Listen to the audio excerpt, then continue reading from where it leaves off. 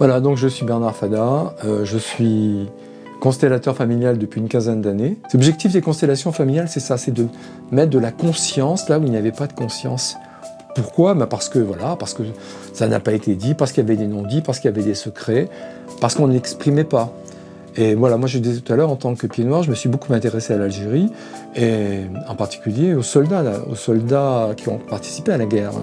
Il y a eu quand même 2 millions de soldats français qui ont participé à la guerre en Algérie, et ça a laissé un impact énorme dans les familles. Parce que pourquoi? Parce que la plupart de ces soldats qui ont beaucoup souffert, qui ont pratiqué, quelquefois c'était la guerre, donc qui ont pratiqué des tortures, qui ont pratiqué c'est des combattants, donc il y a eu des morts, et donc ça a laissé des traces dans les familles. Et si ça n'est pas exprimé, eh ben ça va ressortir par 2 ou 3 générations après, ce qu'on appelle comme une forme de patate chaude, ça va ressortir, c'est le mistigris qui ressort, et par un mal-être.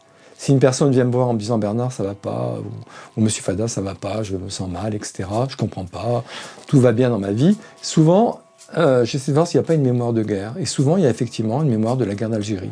Pourquoi? Parce que ce sont des gens qui sont nés dans les années 30, donc aujourd'hui ils ont 80, 85, 90 ans. Et ce sont souvent les petits-enfants qui portent cette mémoire. On va la retrouver. Comme je suis historien, j'aime bien un petit peu... Quand on fait des constellations, c'est un peu comme Monsieur Colombo, hein, l'inspecteur Colombo. On est toujours dans une forme de recherche. C'est ça qui est passionnant quand on fait ce job-là, cette aide, cet accompagnement. C'est plus qu'un job, c'est un accompagnement en fait. C'est un accompagnement gigantesque. Quand on fait cet accompagnement, on s'intéresse toujours à l'histoire et qu'est-ce qui s'est passé? Qu'est-ce qui s'est passé? Alors en France, vous pouvez imaginer, il y a eu des guerres coloniales, mais après on peut remonter à la guerre 39-45. Est-ce que dans ma famille on était collabos, on était résistants? Quand on était collabos, on ne le disait pas. Il y a d'ailleurs un auteur français qui en a très très bien parlé, c'est Alexandre Jardin, avec ses gens bien. Il a parlé de l'histoire de son grand-père, qui était un proche de Pierre Laval. Je vous rappelle, Pierre Laval donc, était le bras droit de Pétain pendant la France de Vichy. Et cet homme, son grand-père, donc, avait envoyé en déportation 6000 enfants juifs. Mais du coup, dans la famille, on n'en parlait pas, parce que ce grand-père, après, est parti en Suisse, et il a été un des banquiers du général de Gaulle. Donc, quelque part, il n'a pas été... Il s'est racheté comme ça, on va dire.